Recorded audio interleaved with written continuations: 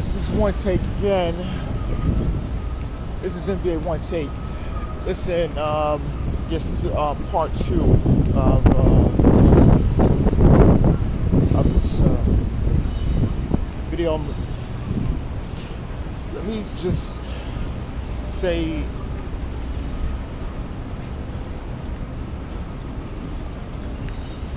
Jalen Brunson.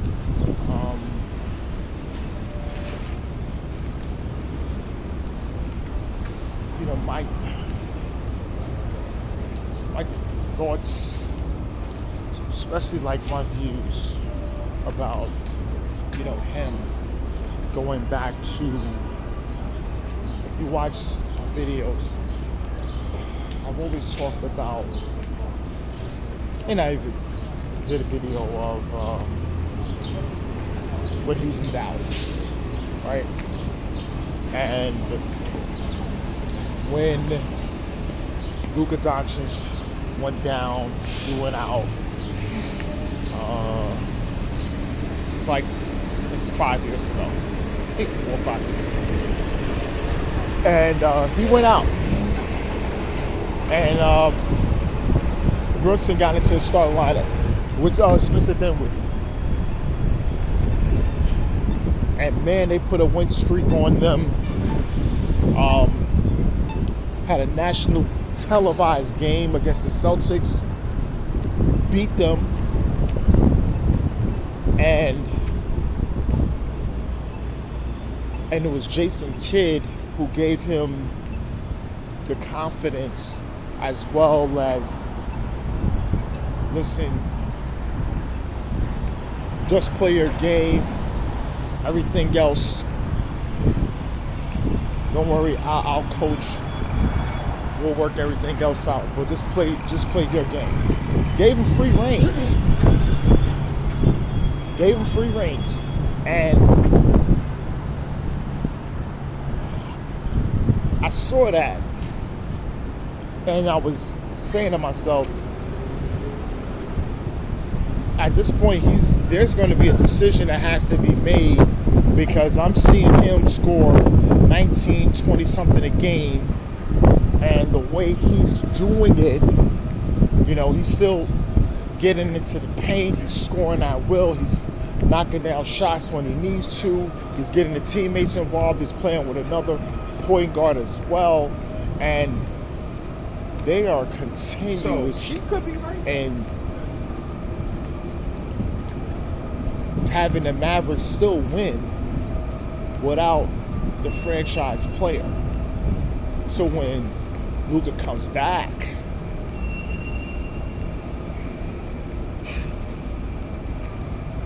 Jason Kidd had to move Luka to point forward and told Brunson and them they are still going to play. So what happened was, eventually Brunson did go back to the bench, I think, when they went to the playoffs or whatever like that. But Luka had to learn to play off the ball. And I saw Brunson and Dinwiddie continue to, play their game. A lot of sharing responsibilities.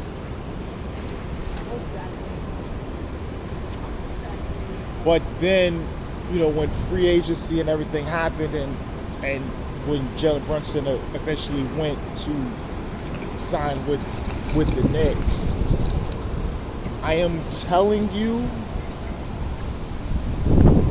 damn near 95% of the people that even saw it with skepticism, and saw it as, and I'm talking about everybody. Listen, one thing I know is I know what Knicks fans are saying. I know what other people are saying besides the people on TV. People are saying, because the thing was, at the time, you guys wanted Donovan Mitchell. You guys wanted Damian Lillard. You guys wanted Giannis Antetokounmpo. So there was so many guys out there available. You wanted those guys. And be honest, you have to say that because it's the truth. It's the truth. You post these things on all these platforms and you're saying these things, you repost these things, you comment on under people's things about what the Knicks needed. When I say 95% is, I'm saying the 5% said, I agree with it, but what else are we going to do? It's a wait and see. And that was it, a wait and see. And it was waiting and seeing to what they got. And this is something that no fan, no anybody would ever have saw that they was going to get this. They was going to get a 29, 30-point game score that was going to take the team deep, far in the playoffs. And in his fourth season, take the team to a championship, all NBA, all 4 years. Win its finals MVP. This is something no one ever seen.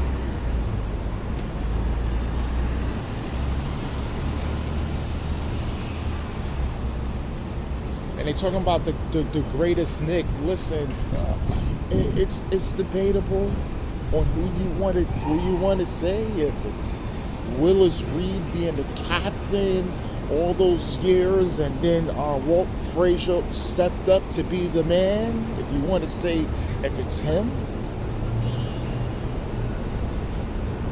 if you want to say Patrick Ewing, he was there for over a decade and heartbreaking playoffs, and he just didn't have the requisite parts to ever win a championship. It could be that. You know, they got Carmelo Anthony as well as the most skilled, talented Knick of all time, and say he just didn't ever had that. You could say that. You could say Bernard King, his great run for the couple of years that he was with the Knicks and never was able to play with Patrick Ewing, because I think if he was healthy and played with Patrick Ewing, possibly something could have proved to them possibly even beating the Sixers or the Boston Celtics and really competing themselves for a championship. You got that. Or you could be a personal moment and say Jalen Brunson. But I don't really go too much into those things.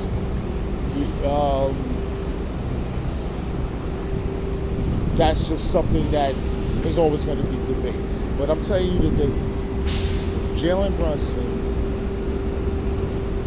what he's done to the city,